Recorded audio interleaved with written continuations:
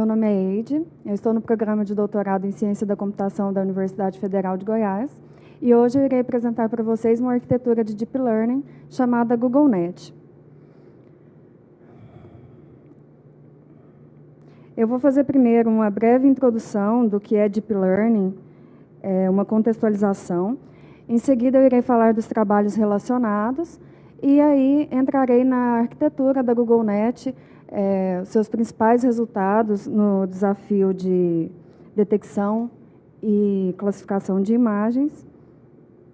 Primeiro, a GoogleNet ela é uma arquitetura de rede convolucional profunda. Ela possui 22 camadas de profundidade, se a gente considerar apenas as camadas que possuem parâmetros. Se a gente for contar todas as camadas, ou seja, blocos de construções individuais, ela chega a quase 100 blocos. Essa rede ficou em primeiro lugar, tanto em classificação como em detecção de objetos, no evento de reconhecimento de imagens da Imaginet de 2014, e o objetivo dessa rede não é só aumentar a sua acurácia, é também manter o desempenho sem aumentar o poder computacional e o uso de memória. Então, ao mesmo tempo que aumenta a sua profundidade e a sua largura, manter o custo computacional. Ela utiliza 12 vezes menos parâmetros do que a arquitetura vencedora no ano de 2012, e significativamente mais precisa do que o estado da arte até esse momento. Primeiro, uma breve contextualização. Por que o Deep Learning vem ganhando tanto destaque recentemente? Sendo que as técnicas de redes neurais convolucionais já existem há tanto tempo. Por que só agora a gente tem resultados tão surpreendentes utilizando essas mesmas técnicas? Alguns dos motivos é porque o Deep Learning ele precisa de uma base de dados muito grande para um treinamento efetivo. E como o aprendizado não supervisionado precisa de uma base de dados relativamente grande, antigamente isso era um problema, hoje já não é mais. Hoje a gente tem já excesso de dados, né? E o outro problema seria a necessidade de grande quantidade de recursos computacionais, que também não é mais um problema para nós. Então, já se tem a possibilidade de utilizar essas teorias de redes convolucionais com maior efetividade. O outro motivo desse sucesso é que antes a gente tinha um problema significativo de desaparecimento de gradiente ao longo das camadas. Então, quanto mais se acrescentavam camadas, em vez de se melhorar o resultado, esse resultado era piorado, devido à perda de gradiente ao longo dessas camadas. Normalmente eram usadas funções de ativação como sigmoide ou tangente hiperbólica, que tem um aprendizado lento e um custo computacional alto. Muitas multiplicações e uma variação pequena. Então, realmente, com os parâmetros que a gente tinha até então, nossos resultados não eram satisfatórios, principalmente para a visão computacional.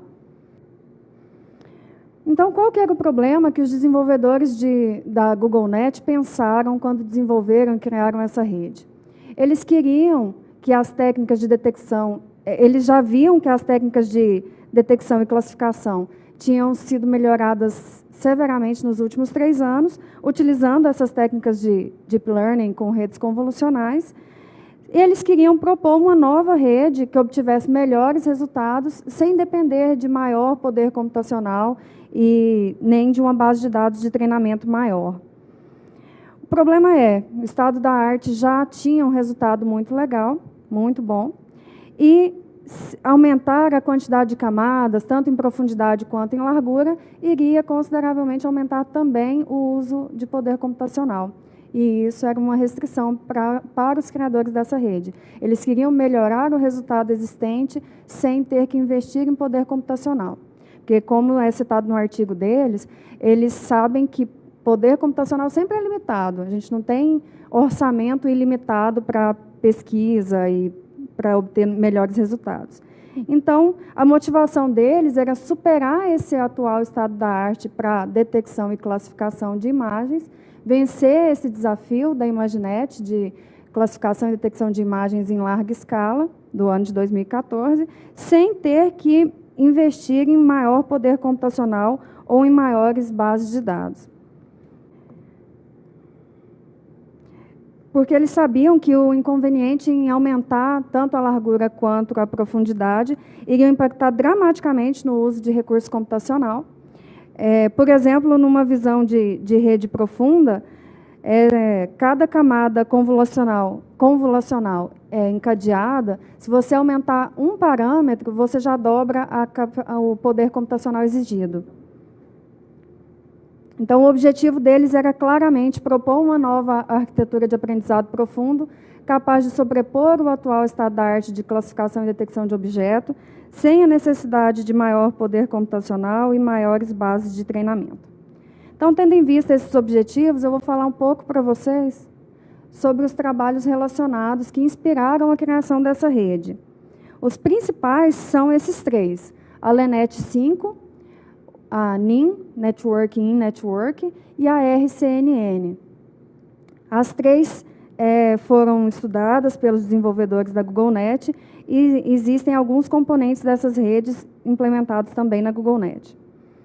Vamos ver com mais detalhes cada uma delas.